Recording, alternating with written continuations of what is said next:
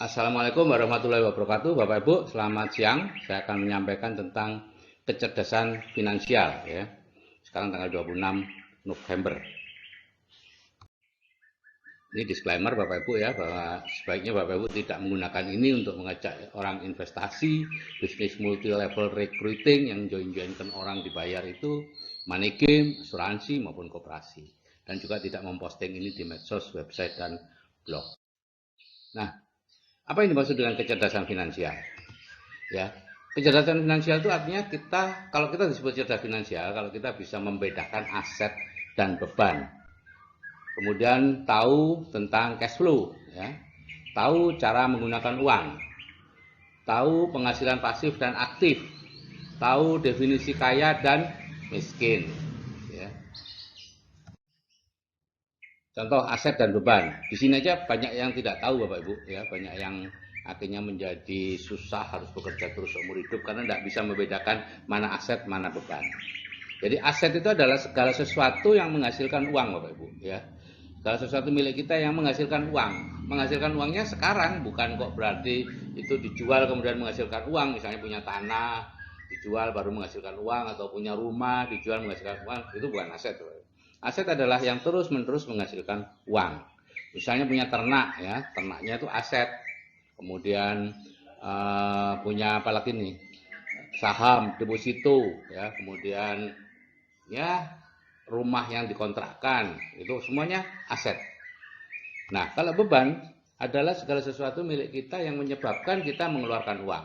Rumah yang kita tinggali sendiri, mobil yang kita pakai sendiri, itu semuanya adalah beban. Jadi intinya aset itu seharusnya dinaikkan setinggi mungkin, beban diturunkan serendah mungkin. Tapi yang terjadi adalah terbalik, karena kita tidak mengerti. Ya, kita kadang-kadang mendapatkan dari bank, ya, bahwa rumah Bapak itu aset. Ya, betul, aset. Cuman yang dijadikan masalah adalah itu asetnya siapa, gitu ya. Bukan asetnya Bapak, itu asetnya bank, gitu ya. Mobil yang Bapak miliki itu juga bukan aset, itu asetnya bank. Padahal kalau Bapak nyicil itu jelas itu asetnya bank. Nah, yang kedua adalah tentang cash flow, ya, cash flow atau aliran uang, ya. Yang penting bukan jumlahnya Bapak Ibu, yang penting adalah dari mana dapatnya dan kemana larinya. Ada 3 macam cash flow. Yang pertama adalah cash flow-nya orang miskin, kedua cash flow-nya kelas menengah, dan ketiga cash flow-nya orang kaya. Nah, bedanya cuma dari mana asal uang, kemana perginya, dan setiap bulan habis apa enggak. Cash flow orang miskin misalnya, ini penghasilannya dari pekerjaan atau dari pelaku bisnis yang dia lakukan sendiri, ya.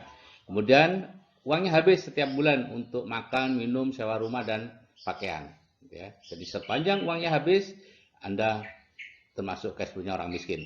Tidak peduli penghasilan Anda itu 1 juta, 10 juta, 100 juta, sepanjang itu habis setiap bulan, cash flow-nya cash flow orang miskin. Kelas menengah seperti ini cash flow-nya penghasilan dari pekerjaan dan pelaku bisnis, ya, untuk kebutuhan harian masih ada sisa, ya, dan sisanya dibelikan beban, ya, itulah yang menyebabkan lama-lama bebannya meningkat dan cash flow-nya kembali ke cash flow orang miskin. Nah, cash flow orang kaya sederhana, yaitu penghasilannya dari aset, misalnya dari bunga bank, ya, bunga deposito, atau dari rumah-rumah yang dia kontrakkan dan sebagainya, ya. Nah, orang kaya kelas menengah tambah miskin, karena seperti ini orang kaya itu terus membeli aset loh, Ibu, ya. Jadi dia sudah terbiasa sejak awal itu uangnya kelebihannya diberikan aset, gitu ya. Baru setelah asetnya besar menghasilkan baru dibelikan beban. Nah, kalau kelas menengah itu sejak awal itu sudah membeli beban, ya, sehingga akhirnya bebannya semakin lama semakin meningkat dan akibatnya ya dia bertambah miskin secara keuangan. Nah, yang poin ketiga adalah cara menggunakan uang, ya. Ada 3 cara kita menggunakan uang. Yang pertama sebagai peminjam. Nah, di sini yang suka itu bank dan lain-lainnya senang, ya. Orang ini selalu dalam kondisi hampir bangkrut Bapak Ibu. Dan Robert Kiyosaki mengatakan kalau dia naik mobil itu istilahnya gasnya itu selalu digas di garis merah. Jadi naik mobil model apa saja selalu ngebut, yaitu peminjam. batas-batas keuangannya selalu mepet di atas. Berapapun penghasilannya, akan pengeluarannya ikut terus dengan penghasilan. Yang kedua, penabung. Penabung ini dia nabung untuk dibelikan produk, dibelikan barang, ya. Sehingga ya kalau suatu saat penghasilannya berhenti, ya dia akan jual barang dan itu artinya bangkrut. Dan yang ketiga adalah investor. Ini orang yang menginvestasikan sedikit demi sedikit, diinvestasikan lama-lama menjadi bukit. Dan orang inilah yang nanti calon orang kaya. Poin yang keempat adalah penghasilan aktif dan pasif, ya. Orang yang cerdas finansial bisa membedakan mana penghasilan aktif dan mana penghasilan pasif. Penghasilan aktif adalah penghasilan dari pekerjaan, Bapak Ibu, earn income, ya, atau dari bisnis yang dia lakukan sendiri, ya. Uang yang salah ini, ya, menurut Robert T. Kiyosaki, ya, dan saya dulu tersinggung, Bapak Ibu, karena selama puluhan tahun saya bekerja merasa mendapatkan uang yang benar, ternyata dari Robert T. Kiyosaki ini uang yang salah. Dan benar, karena memang semakin besar penghasilannya, hutangnya akan semakin tinggi pula. Itu dari penghasilan aktif seperti itu umumnya. Yang kedua adalah penghasilan pasif, yaitu penghasilan yang berasal dari aset. Aset adalah sesuatu yang kita kerjakan sebelumnya, gitu ya, hasil dari apa yang kita kerjakan sebelumnya. Dan ini disebut sebagai uang yang benar. Yang kelima adalah definisi kaya. Ada dua definisi kaya. Yang pertama adalah penghasilan pasif Bapak Ibu lebih besar dari biaya hidup. Kalau seperti itu Bapak Ibu disebut kaya. Di sini tidak ada masalah jumlah Bapak Ibu, ya. Di sini tidak ada masalah jumlah. Penghasilannya berapa, nggak ada. Tapi misalnya nih, contoh Bapak Ibu punya kos-kosan, ya, kos-kosan menghasilkan 6 juta sebulan, padahal Bapak Ibu biaya hidupnya 5 juta. Itu sudah kaya meskipun sederhana, ya. Nah, yang kedua adalah jumlah hari tanpa bekerja secara fisik dan tetap bisa mempertahankan tingkat kehidupan Anda, gitu ya. Itu artinya. Jadi berapa kekayaan Anda? Kalau Anda ingin tahu, silahkan berhenti bekerja mulai besok. Berapa lama Anda bisa mempertahankan tingkat kehidupan Anda tanpa harus menjual sesuatu. Nah, definisi miskin, ya. Orang yang harus bekerja untuk mempertahankan tingkat kehidupannya. Ini definisi secara keuangan, ya Bapak Ibu, ya. Kalau definisi miskin secara sosial tuh relatif lah, ya. Yang rumahnya, lantainya tanah mungkin itu disebut miskin, rumahnya gede, tapi itu secara keuangan enggak ada, ya. Jadi saya ini dulu termasuk orang yang miskin kalau secara keuangan, karena saya harus bekerja untuk mempertahankan tingkat kehidupan saya. Kalau saya berhenti bekerja sebulan aja, istri saya sudah harus menjual sesuatu. Ya. Nah, cash flow kuadran ini nanti akan lebih banyak Bapak Ibu peroleh di video cash flow kuadran, ya.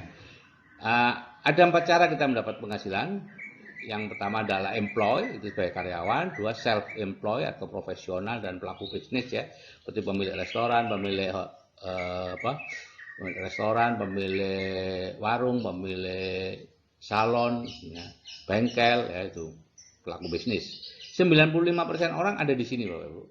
Sedangkan uangnya hanya 5% uang yang ada di sini. Makanya kalau Bapak Ibu perhatikan, syarat untuk bisa berhasil di keduanya ini semakin hari semakin tinggi syaratnya. Nah, berbeda dengan yang kedua, kuadran kanan, yaitu kuadran business owner dan investor. Business owner ada 3, konglomerasi, waralaba, dan network marketing. Ya, investor, ya investor. Ini 5% orang ada di sini, 95% uang berada di sini. Sehingga biasanya kalau sudah masuk di sini tuh ayem banget. Alhamdulillah saya sudah masuk di kuadran kanan. Dan beberapa teman saya sudah masuk ke sini. Nah, Robert T. Kiyosaki menyarankan mereka yang di-employ dan self-employ jangan terlalu lama, pindahlah ke business owner dan investor. Tapi sekali lagi ini pilihan, ya, saya hanya membacakan apa yang disarankan Robert T. Kiyosaki, ya. Jadi ini pilihan masing-masing, tidak ada hal buruk atau hal jelek di sini. Ini hanyalah sebuah pilihan.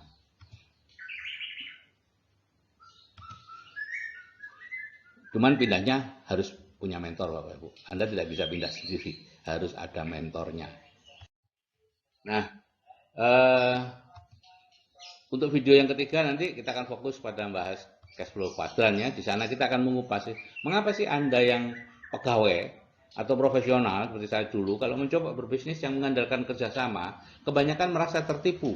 Kita merasa tertipu, rekan kita juga merasa tertipu gitu ya. Jadi tidak ada yang tipu menipu sebetulnya. Ini hanya kesalahan kita dalam membangun bisnis, membina hubungan dan lain-lain. Kenapa itu akan dikupas nanti di video cash flow kuadran. Oke Bapak Ibu, selamat menerapkan kecerdasan finansial dalam kehidupan Anda. Ya. Dan sekali lagi ini disclaimer, silakan dibaca sendiri dan saya akhiri. Wassalamualaikum warahmatullahi wabarakatuh.